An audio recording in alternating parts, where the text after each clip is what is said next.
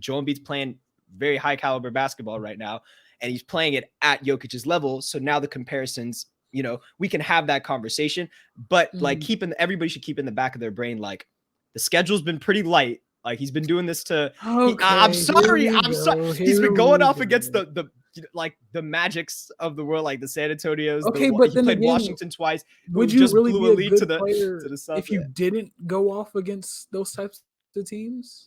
For sure. Against the Magics, against the Pelicans. For sure. Teams like that in the NBA, you're supposed to, go crazy as a star. But Jokic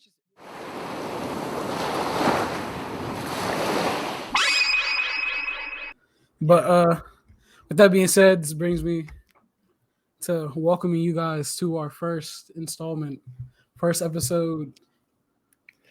of it's like a first episode. Hey, I guess so. Yeah. Of the Watch Kings podcast. I'm your host, Yawny, joined by my co-host, Nate, bro. What's good? Yes, sir. Welcome to the podcast. This is going to be very fun, very casual, but also very informative. And hopefully very might unique. Be a bit controversial at times too. Yes, most definitely, as we'll see with the the first topic. I had no clue we were going to disagree on this too. I thought we were going to be in agreement about this, but I don't know. You just gotta agree to disagree, bro. Yeah. So let's get into it. Jokic versus Embiid. Who's the best big in the league? Okay. I feel like, so you want to make your case first? I mean, I'll make my case first. So, because to me, like, I think the gap has never been closer, but at the same time, I guess that's cap, because last season before Joel Embiid went down, he was definitely like people are like he's gonna win the MVP, but like the gap is still super close, but I still think Jokic is obviously better than Embiid. And when I say obvious, I don't mean like he's just so much better, like by such a large distance. I just think I don't want to say they're so similar, but like, because they're both bigs, like elite 3-level scorers, like at that position, it's just very easy to compare them. And it's like, and when you do, like every advanced metric favors Jokic, even on the defensive end, which is crazy. I would never claim that Jokic is a better defender than Embiid, but Jokic's defensive like gripes aren't like there anymore. Like he's actually a really solid defender this season, right? Like no, for sure, not better than Embiid. Embiid is top notch, but it's like, I'm just saying, like it's reflected in advanced metrics and stuff where like he's like low key matching Embiid. And I think advanced metrics are pretty stupid for defense, because especially for big men, like your impact can be pretty inflated, because big men affect most shots out of virtually everything. Yeah, so it's tough.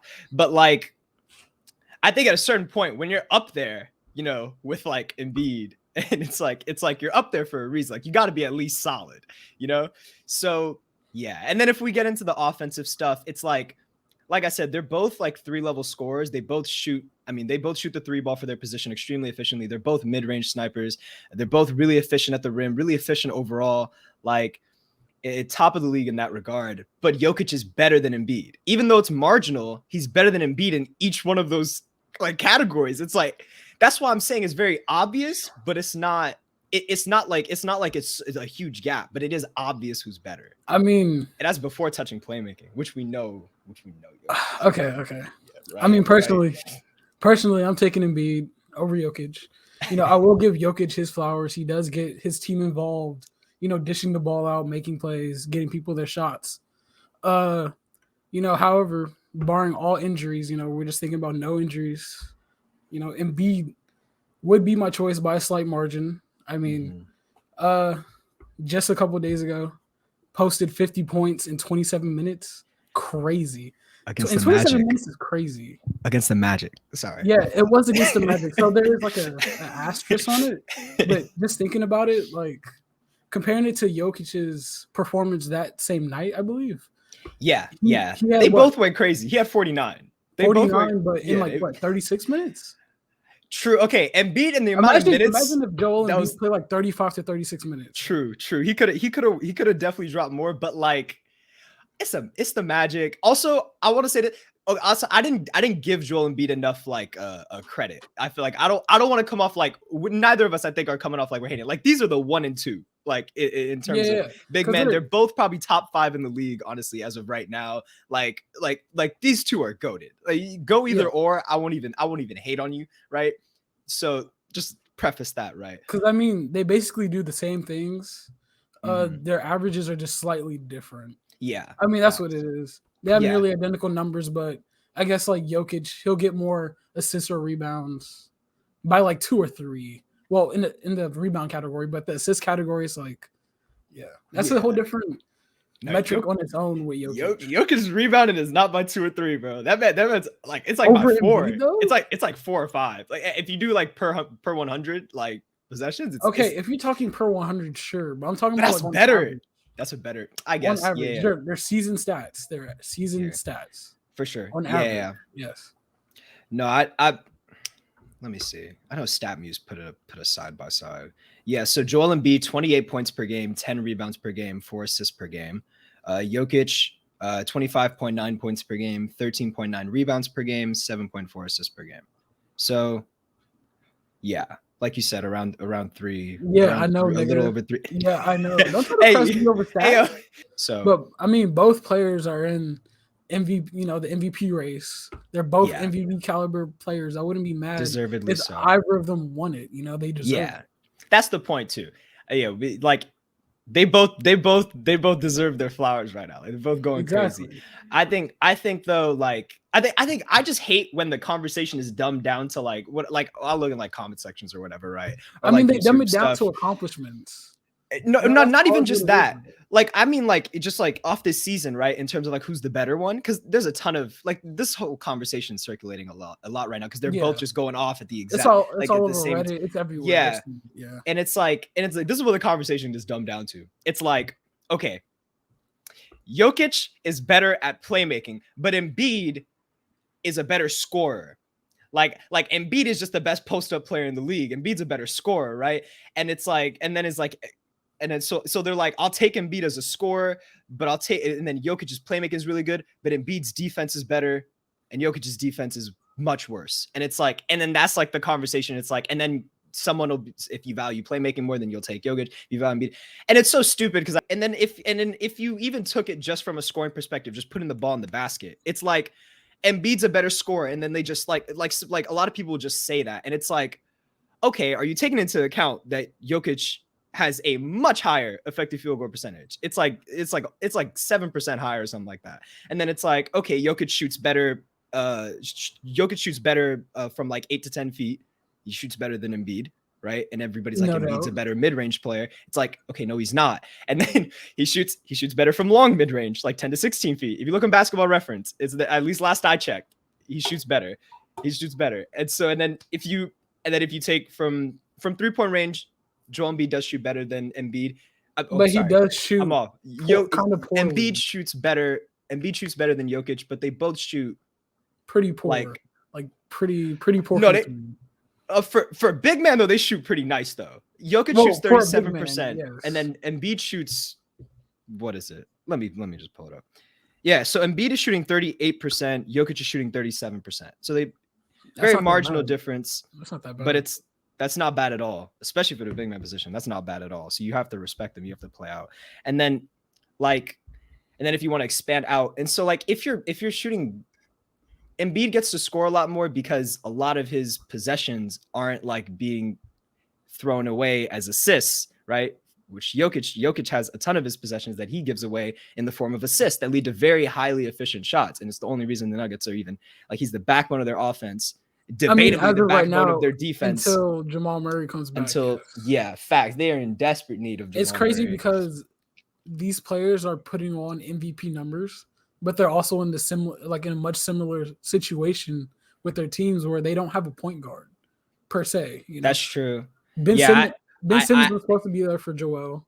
Jamal's supposed to be there for Jokic. Yet I think Joel Embiid's playing a lot better in because Ben Simmons is gone though. Oh, for sure. I think but you're back. You're right. Yo, yeah, no, I know Jokic would kill to have just like Frank Campazzo just like go off like Tyrese Maxey is, because Tyrese Maxey like real stepped up this season. Frank Campazzo. Yeah, that's the first point. Somebody. You need Bones Highland. Let's he needs someone to just like have like a Tyrese Maxey type jump, because that's what's like, that would be like their saving grace, just to have somebody to like at least somewhat fill in for Jamal Murray, but they don't have that. Like, they don't have that at all. And so it's really Jokic doing the best he can. And it's so crazy because like when you watch them play, it's very much like, I have almost as much fun watching Jokic play as I do watching the Warriors play. And we'll get into the Warriors because they had a crazy win tonight. But yeah, I think I think Jokic play is pretty special. It's majestic. It's crazy. But then again, it's the same thing with Embiid. Embiid moves like a fucking Kyrie-esque player, bro. It's crazy. No. That's facts. I was watching highlights from tonight, because I mean, I'm not watching them play the fucking Pelicans. So he also went crazy today. He dropped like 40. He had a 40 some bomb. 40 something. Jokic, funny enough, actually played tonight. They keep playing on the same nights, and it's crazy because and they're not. Can you check when they play against each other? Because we definitely. Nah, but the next time they play is March 14th. So that's far. Fuck. Yeah, it is. Oh man, that's tough. Hey, till then though, I mean, they'll have a lot of time. Also, I just remember I said everything I said before. Like, these two players are going crazy. They both deserve their flowers. But I have to say, this conversation only really started happening, and I think Jokic is still leading the MVP ladder in terms of like betting and stuff. But this conversation only really started happening because the 76ers have gone on a run. Like, they're having a really good stretch right now. I think I should pull it up. So yeah, with this win, they've won 8 out of their last 10. 9 out of their last 11. Okay.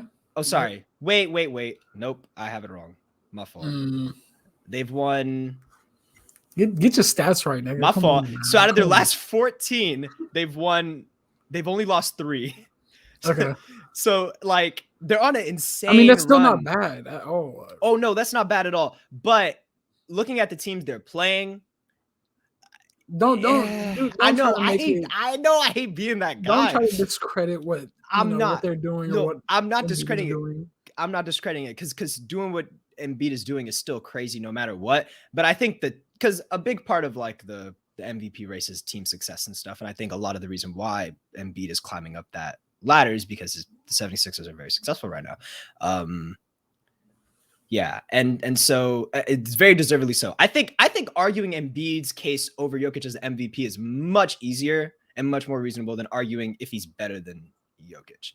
I'd be more like, if you came on here, honestly, I'd probably agree with you. Honestly, I think if between Jokic and Embiid, who deserves to be MVP, I would say Embiid deserves to win MVP just because of the team success and stuff. I agree with that. But in terms of better player, it's like plays like the one where he threw to Aaron Gordon, like across the court to the corner. Yeah. It's like in what world is anybody in the league making that pass? Like, no one in the league can make that pass. In offensive prowess or whatever, he makes up for it with his defense. True. He's a rim protector. He could guard away from the rim as well. I mean, true.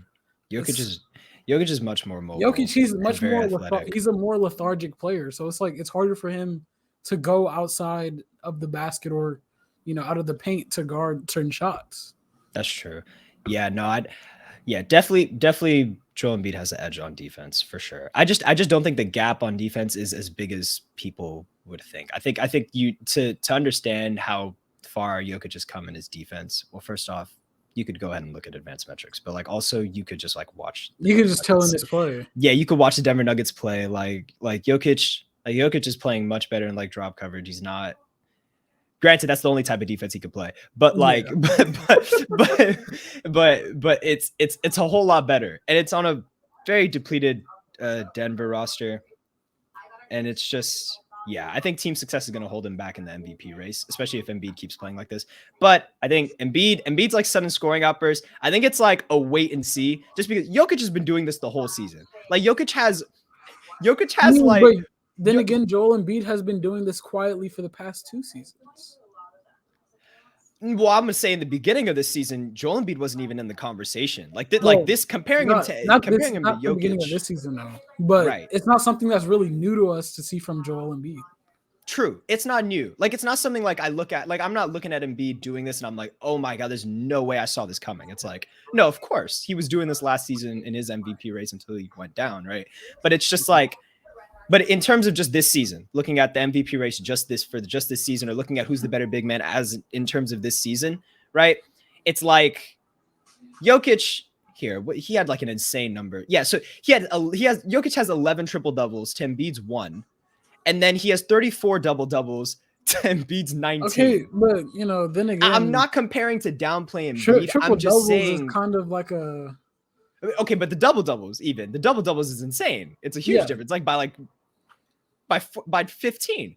So, and I'm not saying that to downplay. I'm not saying that to downplay Embiid at all. I'm not saying that. I'm just saying like I feel like the comparison of the two is very much due to recency bias, and that's okay. That's okay because it is deserved. Like it's like Joel Embiid's playing very high caliber basketball right now, and he's playing it at Jokic's level. So now the comparisons, we can have that conversation, but like everybody should keep in the back of their brain, like the schedule's been pretty light. Like he's been doing this to. Okay, I'm sorry. He's been going off against the Magics of the world, like the San Antonios. Okay, but he played Washington twice. Would you really be a good player if you didn't go off against those types of teams? For sure. Against the Magics, against the Pelicans, for sure. Teams like that in the NBA, you're supposed to, go crazy as a star. But Jokic has had himself in this conversation for being like one of the best players in the league in this MVP race since the beginning of the season. Embiid's kind of like entered that conversation because the team has recently found a lot of success, and he's been going off against like there's some good comp mixed in there. Like I'm not trying to say he's only been playing shit teams, obviously, but once again, I think Embiid's the conversation surrounding Embiid is due to like a lot of recency, but Jokic has been doing this literally the whole season, and it's reflected in the difference in triple doubles, the number of double doubles he's had, and I think one thing that's really like I couldn't find a way to like put this into a stat and like record and find out how many games this is, but just looking at the win columns, just looking at their wins and losses, I just noticed that like Embiid, like Jokic has many games where they win and he doesn't even score 20 points. He'll have like 17 points, but like 15 fucking rebounds and like 15 assists. Yeah, it's something crazy, right? Like and so in a lot of games where Embiid's not scoring because he's so much of the offense, and when he's not scoring, there's not a lot to contribute. Embiid's playmaking is actually very underrated. He's actually a really good playmaker, but there's not a lot he's able to contribute outside of that, besides his defense right on the other end of the floor, I guess. And so when his team doesn't have his crazy offense to fall back on, a lot of the time you see games where Embiid isn't scoring or is having an off night. There's just no chance they win because their defense isn't anything spectacular. Like as a team, like they're in the upper echelon of the league, but it's just like, it's tough. It's tough. We have to reach for straws because they're both so close. But yeah, because if you take away their performances and what they mean to both of their teams, do you really see, both of those teams even being a competitor in their respective conferences? Oh, no. Yeah, not at all. If you look at like their like on and off like differentials, it's crazy. Like right. The Nuggets. I think the Nuggets are like the Nuggets are here. Hold up. Yeah, the Nuggets lose 54 games this season if Jokic isn't playing. So at the rate Jokic has been playing, that's crazy. The Nuggets are plus 54 with him on the court and minus 54 with him, 54 wins with him off the court.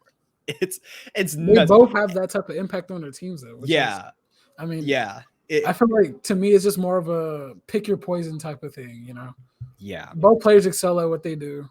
They're Facts. both amazing players overall. It's just pick your poison. Do you want playmaking and offense, or do you want, a semi-consistent to a consistent offense with a pretty good defense?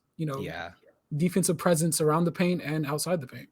Yeah, for sure. And we hope Jamal Murray has a speedy recovery. MPJ same, because no, MPJ finessed the fuck out of them, boy. yeah, facts. He got that check and he was like, my back's hurt again. You said it on me. You said it on me.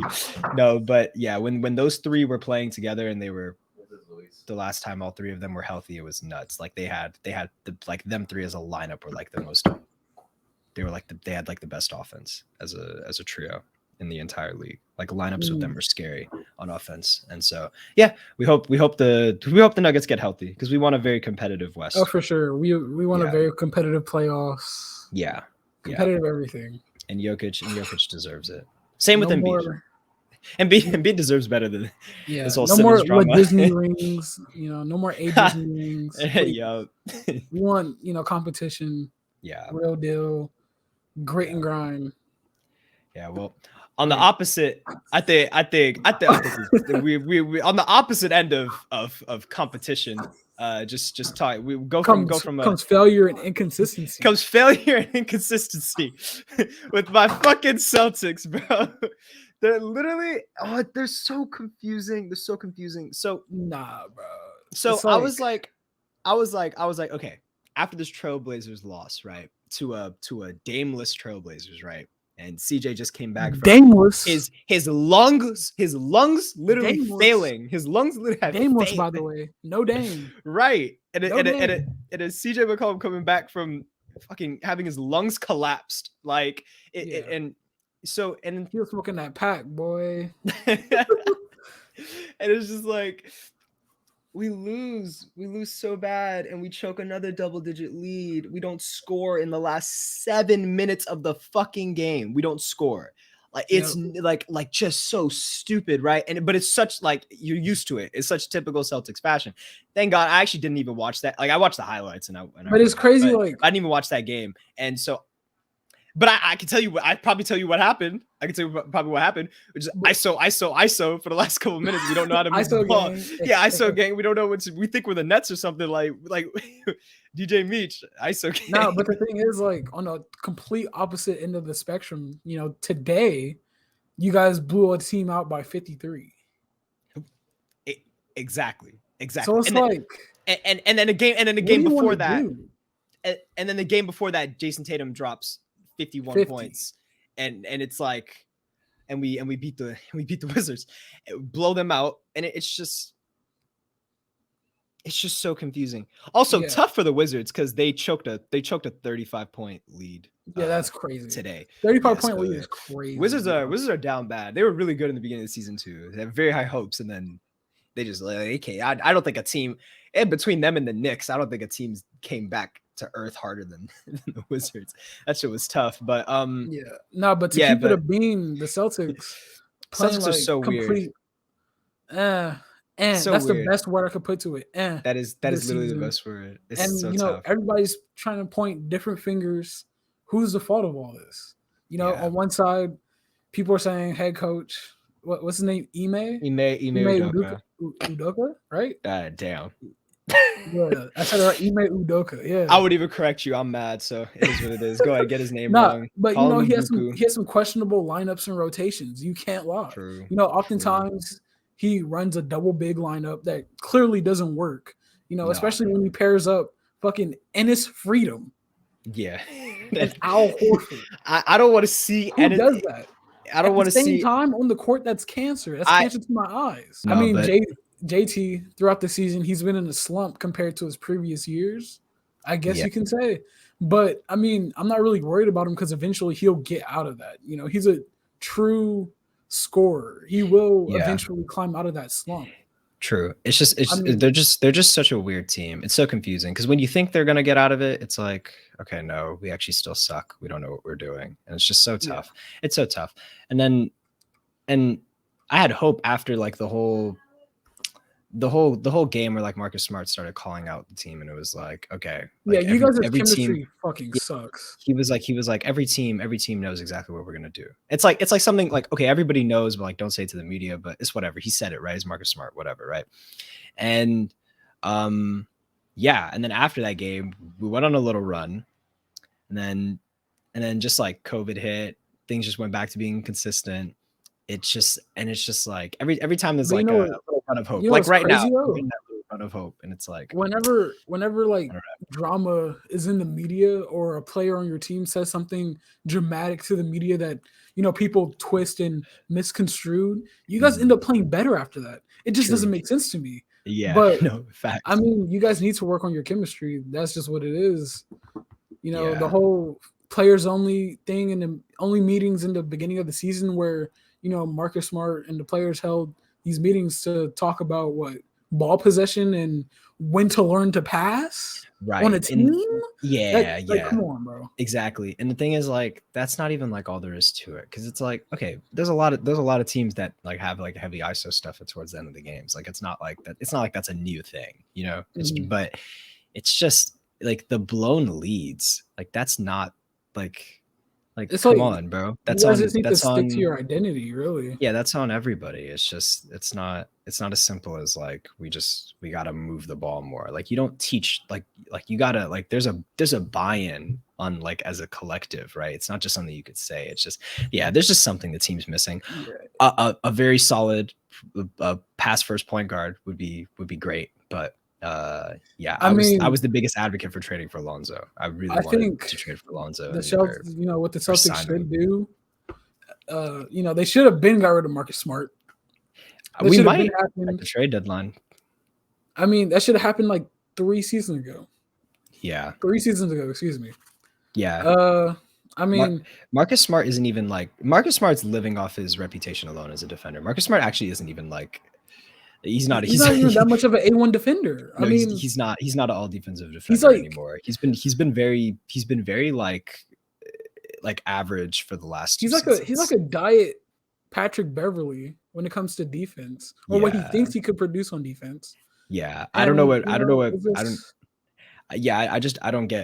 how it's like the opposite with Jokic. It's like most casuals would just be like, Jokic is not like Jokic is just a mid, like Jokic is a mid defender. He's not that great. And it's like, no, if you really look at it, as of late, he's actually been really good on defense. He's like above average now.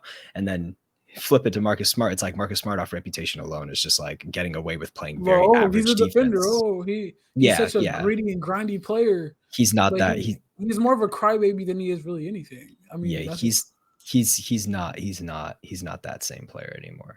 And not to say you can't get back to that, but nah. It would just have to be on a different team, different organization, something. Yeah, and with that being said, we're actually a top 10 defensive. We have a top 10 defensive rating in the league, which is kind of crazy. But it doesn't. That's why I think defensive rating. How do you have a top 10 defensive rating in the league? It doesn't feel like multiple 10+ point comebacks, right? To teams that don't deserve them, right? To teams that don't necessarily make those types of comebacks. Right. The teams that are when they're down 10 to 25 points, they should be dead.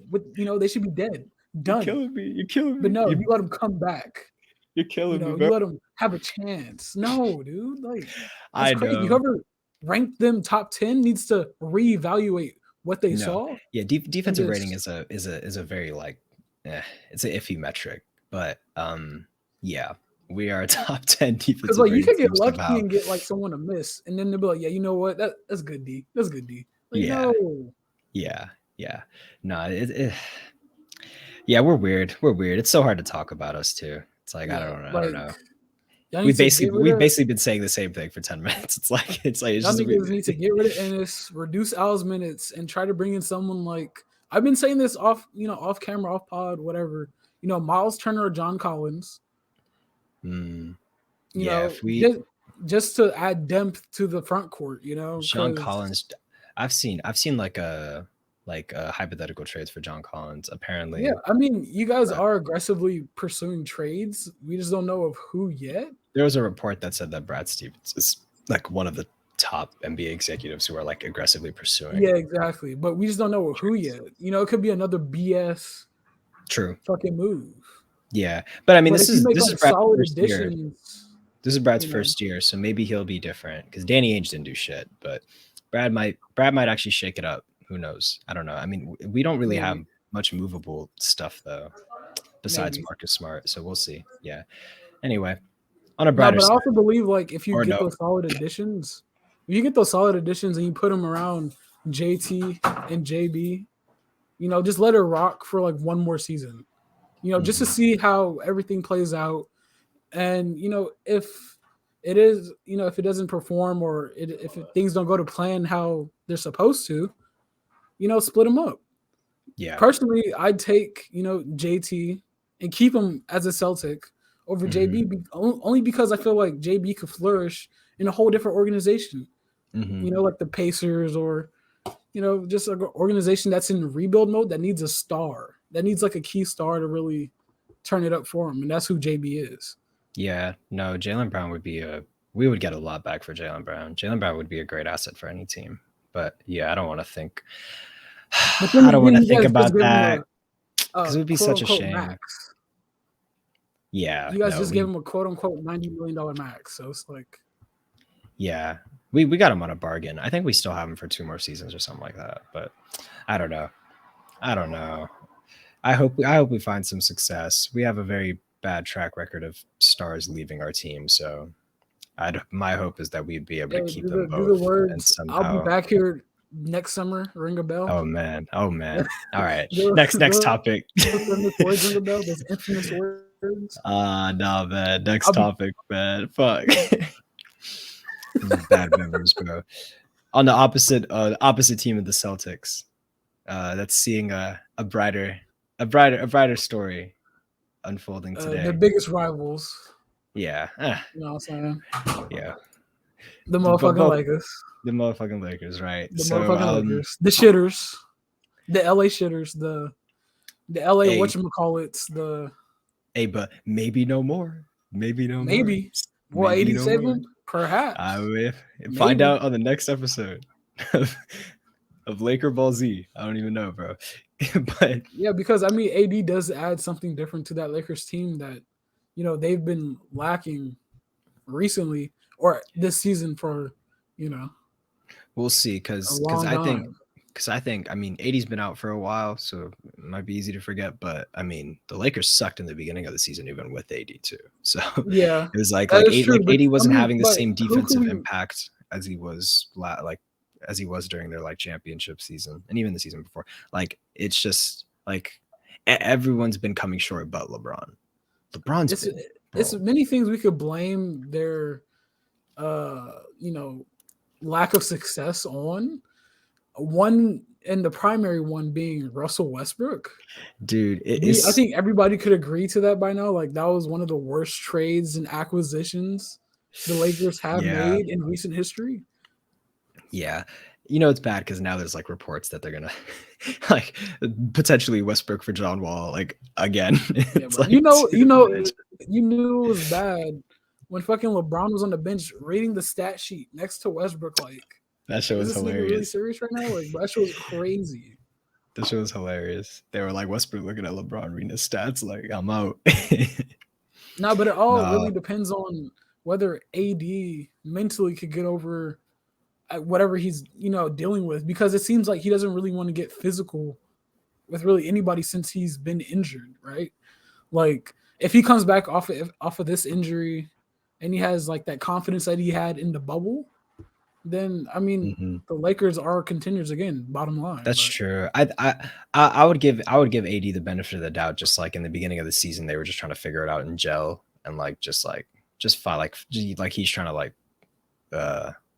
like Westbrook's trying to they're trying to ingratiate Westbrook. Like it felt like in the beginning of the season, it really I felt like they were trying to force Westbrook. Like they were trying to yes, but they were trying to really ingratiate Westbrook into like the offense. But it's really like nah, like stick to your bread and butter, LeBron and AD, right? And so I mean, AD was just figuring it out, and it was definitely a slump. Like it was a team slump too. Like the defense wasn't as good as it was. The role players weren't playing to what they were expected to play. Facts. This is before Frank Vogel. This is back when Frank Vogel thought DeAndre Jordan deserved minutes. It took him like damn near half the season to figure out that DeAndre Jordan sucks ass and you shouldn't be giving him any minutes. So now and now Malik Monk is actually getting the minutes he deserves. So there's a lot of things that have been figured out, I guess you could say. There's a lot of shit wrong. There's a lot of stuff that have been figured out in time for AD's return. And No, so but then again, like people are blaming Frank Vogel for the Lakers constantly coming up short. When I nah, don't really think it's his fault. So I mean, to some degree, the rotations he does put out are questionable. yeah, But it all comes up to the performance and how good the role players perform, whether they do yeah, their jobs or not, whether they contribute to the offense and defense as they're yeah. expected to, I, because they're supposed to be like supporting LeBron. LeBron, this is like he's going down, mhm. not as much, but you can tell Oh, like it doesn't feel like it, bro. it doesn't feel like it. It It doesn't don't feel seem like like it it at at all. But all. this is like his closing act, or he's coming closer to his closing act, right, Right. of Yeah. his career. So I I think speaking on tonight though, the game they had tonight, so I watched it like all the way through, and it was a KD-less, Kyrie-less Brooklyn Nets. It was just James Harden and so it was a whole basically lot the of Houston Rockets versus the Lakers. yeah, man, it was a whole lot of scrubs out there, not gonna lie. And Yeah, I mean, or I shouldn't even say scrubs. No one in the NBA is a scrub, but a lot of people that have no business having to do what they have to do in order to win, right? right. Against the Lakers. And it was a game for a little longer than it should have been, but yeah, eventually the Lakers kind of took the lead. LeBron is nuts, dude. LeBron this whole season has just been like casually He chucking these doesn't miss a threes, step. and he doesn't miss it. Like, bro, this man, no, but like his 3-pointers are nuts. He's The just the casually stepping into some of these and just like step backs and everything. Like his shooting bag is nuts, Yeah, absolutely the nuts. look to the ground and pull up the Yeah, fuck you. That yeah. that shit's OP. I don't see how No, niggas haven't like grown to realize what he's doing and make a play on that shot. He's it's just like, what do you? simply looking at the ground, bringing the ball up, and shooting the ball. That's it. Yeah, and it's so smooth, but also like if you guard up on that, he's like the best. He's still the best like finisher in the league, borderline, right? So it's just like what it's like Because just he's it could be a pump. He could depending on right. where he catches it. Like if he's catching it from someone else, he'll pump It's drive. But I mean, if he's dribbling, he has eyes all over the floor. He could hit mhm, somebody that's open. You wouldn't even realize. right. You know, Yeah, so it's deadly. It's deadly. LeBron is still like LeBron's still peak, bro. Like yeah. don't let age or anybody fool you otherwise. LeBron's still nuts, and in this game, But that's yeah, the this only. game He's the was only player that really applies to though. Like true. not thinking about age. He's the He's only one player of that one. because he takes so much good care of his body during the off season. Mm-hmm. I Yeah, mean, for if sure. you invest in yourself, that's eternal wealth, my brother. Like, come Ooh, on, bro. ooh, That's just what ooh. it is. But Dime. That's a LeBron dime. Dime of a quote. No facts. And for AD specifically, we didn't even talk about AD's return. But so when AD came back, he got let me see. I think he had 4 blocks. topic's called fucking AD returns. We've just been Yeah, we've riding just been LeBron's nuts for oh like the my past god. two 5 minutes. This man AD came back. Hey man, he got 4 blocks. I think he got 4 blocks in like the first half too. Okay. It was a good defensive showing from AD, and it like he was playing with good pace. Like he didn't feel slow. The only reason they pulled him out was because he had a lot of fouls going into the half. I think he got caught up with 4 fouls pretty early, and then yeah, they brought him back in after they put LeBron on like to rest, and then yeah, he kind of closed out the game. So it was a That's his solid. role. He's supposed to be That should be like everyone's role because LeBron's doing too much right now. yeah. But and Lakers have been LeBron, playing. his back hurt. I know his shoulders hurt. Like, bro, Yeah, he has to carry because they brought in Westbrook for the whole reason to relieve LeBron of his playmaking responsibilities, scoring responsibilities. That was But why now, I thought it was a good move. It was like, okay, you have Westbrook, like high motor, can exactly, get it's the high team energy going. player. He could Yeah, play make, even though play it off looks like the he's stat padding. yeah, He and could drive to Lakers the have like hole. Lakers play with high pace anyway. So like Westbrook adds on Exactly. to that. It's like it'll be good. I mean, the But pace it's is up there, crazy but when it's you not. bring that type of player in for that very reason to help on offense. And what he's good at the nigga sucks at. Nigga shooting Yeah. 58% on fucking dunks. How do you do that? Honestly, how do you do that? As someone who's known for their, That's a wild stat. crazy, energetic, high flying, rim pounding dunks. You're shooting 58 fucking percent. No, that's wild. That's a wild stat. And then he's also like taking careless shots in the lane. When he drives in the lane, he'll put up like a forced layup to try and draw a foul. It wouldn't work out. Mm-hmm. Don't even get me started on the pull-up jumpers. We've seen a compilation of those. There's probably like a 15-minute compilation of him missing off the top of the backboard. No, tonight out there on YouTube. I can attest tonight was no different. He had his pull-up mid-rangers. They were not going in. And it's crazy how we talk about, Paul George for so long, calling him Pandemic P, all this, when he was missing off the side of the backboard. But he didn't do it as frequently as this nigga Westbrook is doing. Yeah, and PG was making brick houses. Oh, man. Yeah, no. PG didn't deserve like 80% of the slander he got. In that series he did, but as a whole, like his reputation as a player, he did not deserve the stuff he deserved. Because it's like PG's a top 15 player. There's a mental like gap between what Westbrook probably thinks his role is supposed to be on this team and what it actually needs to be on this team. And it's awkward for Frank Vogel because it's like, do I bench him? Do I not? I'm on the hot seat right now. Like they're talking about firing me for a roster that I didn't even have a hand in. I didn't even have a hand in creating this roster. It's like I'm a championship coach. It's like if I'm Frank Vogel right now, I'm feeling mad awkward. Like I'm like, and honestly. If I'm Frank Vogel, I'm like, I got y'all niggas a championship. Y'all want to fire me, fire me. I'm not the problem. You'll see. You'll see when I'm gone. I'm not the problem. And then figure it out. Figure it out without me. It's because, I wouldn't put up with that. He's coming in as Westbrook from OKC. He feels like even Westbrook from like Houston or Westbrook from Washington. It's like it's like there's a gap in like your role. Mentally, on those he just needs to put his pride aside.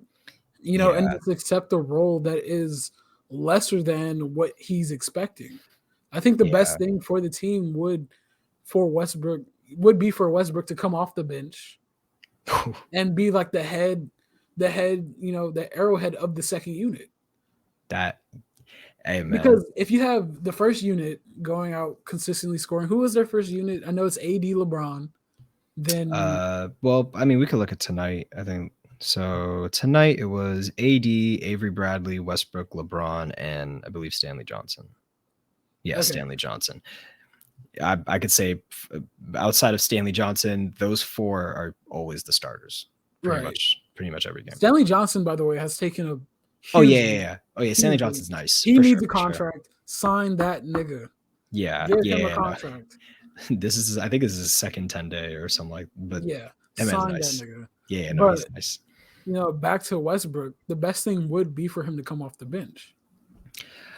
Yeah, and then maybe give him like a partner in crime, like Melo coming off the bench or something. I could care less if Westbrook comes on or off the bench. I think it just matters. It just matters how many minutes he gets and when he gets played. So if he starts for 2 minutes or whatever, and then you stagger his minutes to make sure that he's like playing with the bench unit or against the bench unit, it's like same effect, right? So it's like if it's too much of a hurt to his ego to play him, to play him off the bench, then okay, just give him bench minutes, like 28 minutes or something like that, right? Like that's like high tier bench minutes, right? Yeah. So that's like Jordan Poole. That's like a Jordan Poole like type, exactly, 6-man. Yeah, exactly. So just give him like 28 minutes. I mean, Lou Will did it, right? That's a guard scoring, right? So make him come off the bench, give him whatever unit best optimizes for it, and it's just see how it goes. At this point, they can't even trade him. They have to ride with him because after everything other teams have seen, from Westbrook against them, they're like, I don't want this nigga. Yeah, I'm not Who the fuck wants this nigga? I'm not jumping with joy over trading for Westbrook. I wouldn't. Yeah, it's tough. No, dude.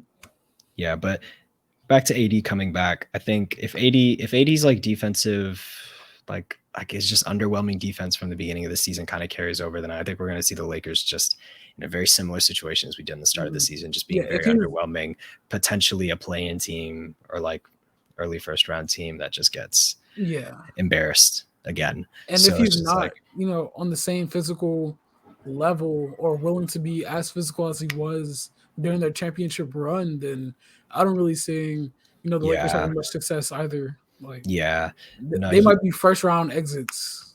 Yeah. Oh no, that's I think that's a very likely scenario, because I think at this rate they're finishing off literally playing, like they're a playing team. Team or low. That's like the best I can hope for. Very low seed. And then if you're either one of those things, your first round is looking like the Suns. Your first round is looking like, let's see. I mean, let's just see what the standings are. It's been a while since I've actually looked at the standings. So your first round could be Phoenix. Your first round could be Golden State. Your first round could be Memphis. And then now that Clay's back, you do not want to face a Golden State in the first round. You do not, bro. Tonight was crazy. Tonight they played Dallas. Dallas. We didn't even list it as a topic, but just like real quick, Dallas has one of the best defenses in the league right now, and the Warriors just pieced that shit up like it was nothing, dude. It was like one of those Warriors nights, and it's funny because the Warriors right now, if you like look at it, they're kind of in a slump. They're not even kind of. They're 100% in a slump. Like Steph isn't shooting. Steph isn't shooting well. Klay Thompson hasn't found his rhythm. What happened? Where it was like Steph shooting, field goals made, field goals attempted. Them shits look like album tour dates. Oh my god, they look like tour dates, dead ass. Like the meme said, this nigga Steph Curry's going on tour. You gotta send me the. I'm gonna throw it up. That's funny. Yeah, that shit was just crazy. Oh yeah, no, but it actually is that. Like his last. I mean, excluding tonight, because tonight he actually did really good. Yeah, it was like his last 7 games or so. Oh man, it's been atrocious, and but it's so crazy because, even in their slumps, they win. They know their identity. That's why they're on a 3-game win streak right now, and they know their identity. It's just a whole bunch of shooters surrounded by niggas that can rebound. Right. If you really break it down, that's all it is. Yeah. No, but like it's crazy because they're like you said, it's just they win, and also they just play such beautiful basketball. Like when I watch the Warriors, I watch the Warriors, and it's so hard to just be a fan of like whatever team you're a fan of, because it's just like they'll never be this. You just want them to be this so bad, but they'd never be this. The Celtics are never going to be that. Please do not get your hopes up. I would never. It's just the Golden State Warriors are a team. They're one of one. They're one of one as a team. It's just they get everyone involved. Facts. I mean, that's a team buy-in. You can't talk that into a team. You can probably, and I think one thing you can really do is coach that into a team. I think because it doesn't matter, young or old, vet or rookie, like everyone who enters that Warriors system, who enters that Warriors team, they buy in. Like Kuminga, oh my, he had this posterizer. You'll see it. But this even players Gary Payton II. Yeah, if you put him on any other team, I guarantee he would not be playing how he is, mostly because teams would look at him and they wouldn't find ways to plug him into their offense. Right. Like Steve Kerr does. Like Steve Kerr, he'll assess a player. He'll be like, what does this player, bring to this team? And their weaknesses, right? Mm-hmm. And we'll replace, them with or surround them with players that cater to what they're good at. And then make up for their weaknesses, I guess. Yeah. I guess I should be saying. And the luxury of having like the spacing that Klay, Steph, and just like the gravity that they bring and all that, like it allows you to hide those weaknesses, because Gary Payton's not a 3-point shooter by any means. Like he's not most of the highlights I see are lobs and dunks. Yeah, right. And it's like and like, I mean, Jordan Poole, even if you look at Jordan Poole, it's like Jordan Poole wasn't that, like, especially in the beginning, that's like for the first part of the season, this man was a very inefficient player. And it's just like, but they get such good looks. It's like eventually they'll hit their stride, and Gary Payton can find ways to be effective, just cutting to the basket and playing hard-nosed defense. And like you said, Gary Payton on any other team, there's just like they wouldn't know how to get. This man is like Frank Ntilikina, like you don't know. He just throw him out there for defense in the fourth quarter. He hasn't played a minute. Like I remember there was last season, Frank Ntilikina never played a minute in the game, and then they put him out there to guard in like the last possession, and he gets gamed on, and they're like, it's like what? Like that would be like what Gary Payton, would have to do. That's crazy. If being he's the not on like a designated Warriors guy team, that your team sends out to get gamed on consistently is crazy. It's stupid. And yeah, just what Warriors basketball is just beautiful. Every team wants to be. Every team wants their team like to their be the stars. Warriors. They're not selfish. The stars extremely unselfish. They set the tone. I think like that's the thing too. Like they get so. I love one of my favorite things about Steph and Clay is they get so excited for each other and their teammates. Like they get so excited for each other. Like Clay was dropping dimes tonight, and this man, like he dropped a dime to Kuminga. He did like I can't remember who it was. It might not have been Kuminga, but he did this behind the back dime, right? It was so fucking clean. It was so nasty. And then he's turned around and he's looking at the lay. It was to Andrew Wiggins, and Andrew Wiggins get this and one on KP, right? And this man Clay is like shouting, like he's screaming, like he's like, let's go. And it's like you don't see that. You don't see a player get like that excited for their teammates scoring the basket. And I mean you used to see it on what the topic was originally about the Lakers, but ever since Russell Cancerbrook went into the locker room, came to the team, went into the locker room, it's not the same. Yeah, the Russ slander is wild this episode. you could tie anything back to Russ at this point. It's bad. On, yeah, but yeah, man, Warriors are perfection. Actually, like they're perfect basketball. They're like the blueprint of what team basketball is supposed to be. And Draymond hasn't even been playing.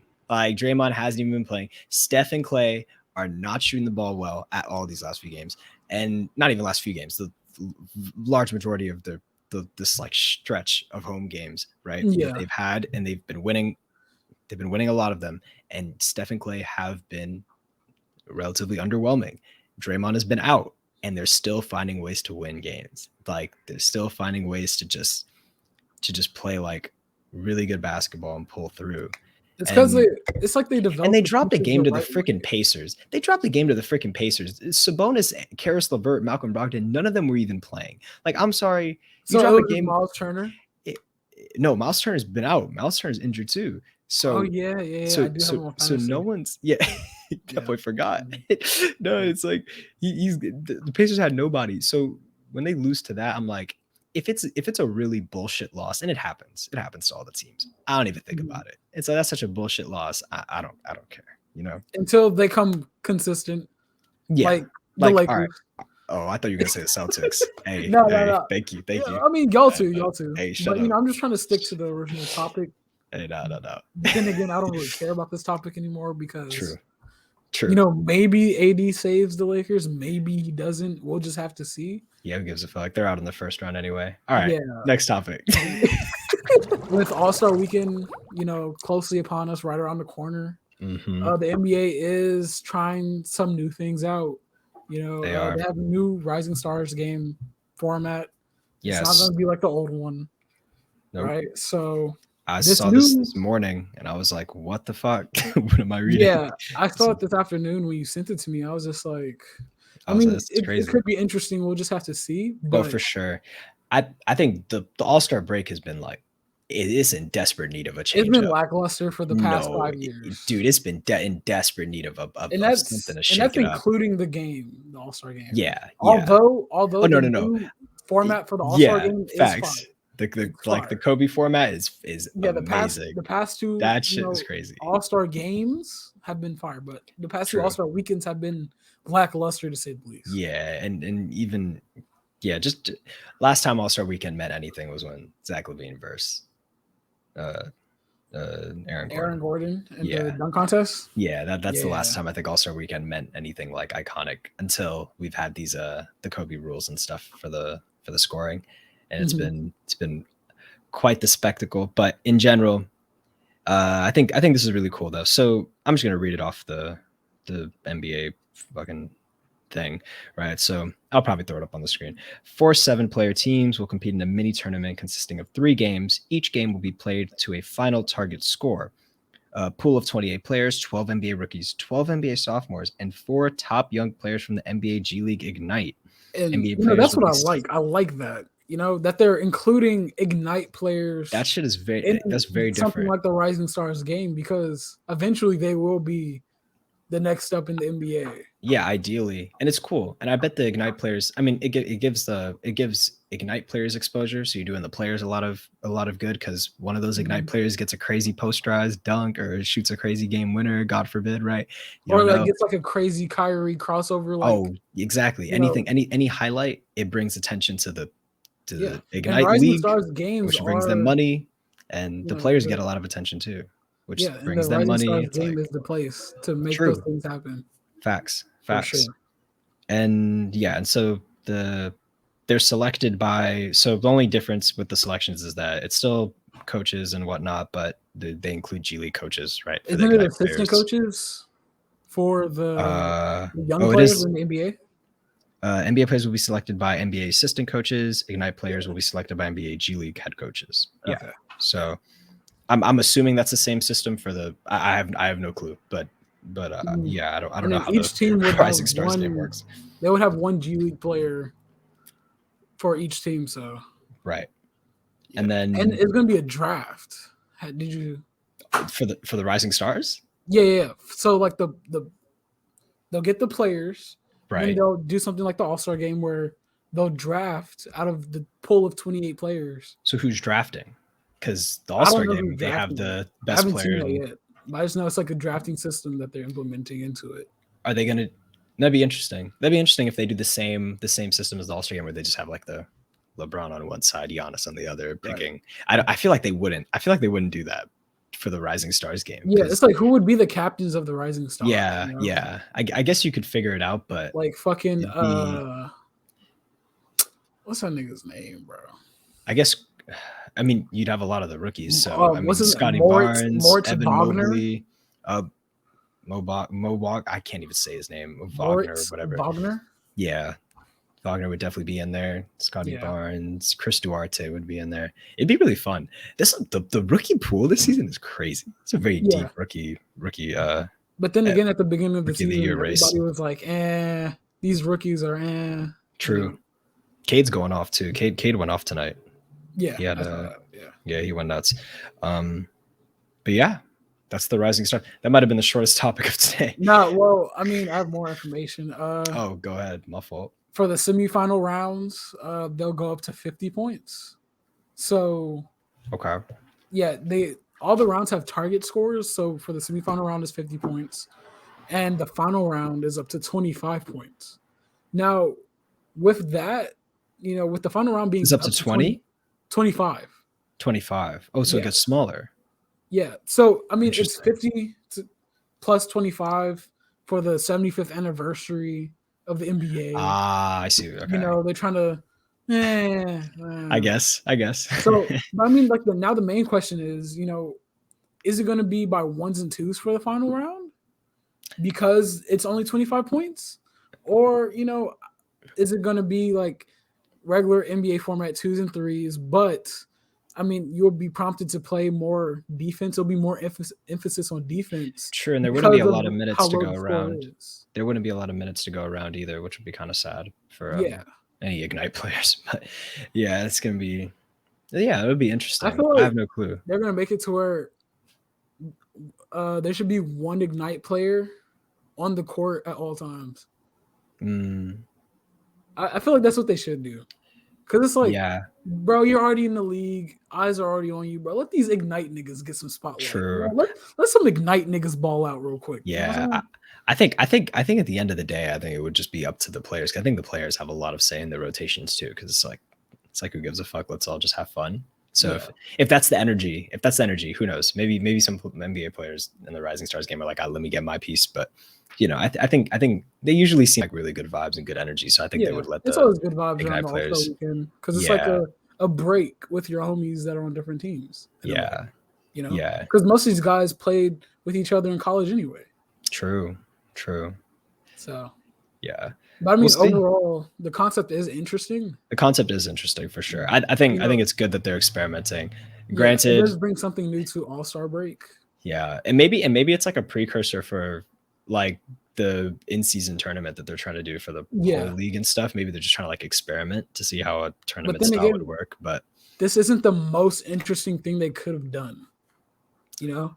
Now, but something that would bring more viewership to the All-Star game immediately, I feel like, is if you guys let the players wear their own jerseys from their teams.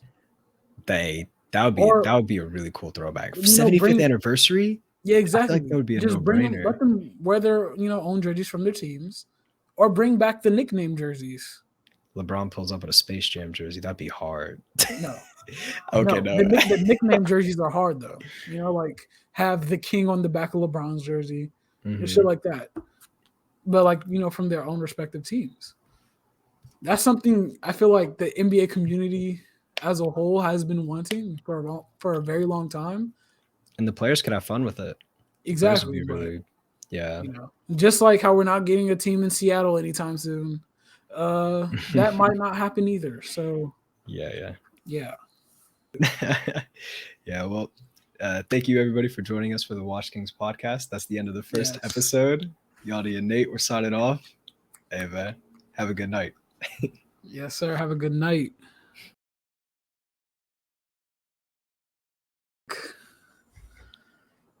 The fourth postseason, we fucked up as a team. We're starting off like this. As a fan, I'm just utterly disappointed, to be honest. Axel, I'm looking right at you right now, bro. I'm deeply saddened. Dude, I don't even want to face you right now. Like, I don't even like Axel texts me like league. I don't even want to play with you, bro. I know why you want me to get. You don't want me to carry you in league. You right thought now. you had a bad. I was in the Discord watching the game. Oh, that's tough. We're streaming it, watching it together, bro. Nah, I know they were grilling you. The fourth postseason was bad. Yeah, we fucked up so bad. Our specials teams is literally special. That's what I've been saying. As a fan, I'm just utterly disappointed, to be honest. I never felt more ashamed to be a Packers fan than I did that day. I'm deeply saddened. Yeah, no, I'm such a football casual, but like I don't even like Axel texts me like league. I don't even want like a battle of the defenses. I know why you want me to get. You don't want me to carry you. It was a stalemate on defense. Until I was in the Discord watching the game, and I don't even know how football works like that. I was like, "That's a score." Like that's why I blame special teams. But then again, we should have been able to score. We have Aaron Rodgers, so we should have been able to score. Our special teams is literally special. That's what I'm saying. Our special teams so much trash. Now we gotta worry about. I never felt more ashamed to be a Packers fan than I did. Who? That day. That Jimmy Garoppolo. Yeah, no, I'm such a football casual, but like, yeah. I mean, that's why it was like a battle of the defenses. I don't know. Literally no fucking reason to lose this one. None at all. It was a stalemate on defense until they block it. And I don't even know how football works like that. I was like, that's a score? Like that's who I blame, special teams. But then again, we should have been able to score. We have Aaron Rodgers. We should have been able to score. True. He wasn't scoring. That's true. This is so much bad. Now, Garoppolo wasn't that worry about good, though. He was just as bad. He wasn't even. Oh my God. You said who? Jimmy Garoppolo. Jimmy G played shit. Yeah. I mean, he was carried by Debo and George Kittle. Yeah, and the defense. That's just what it is. I mean,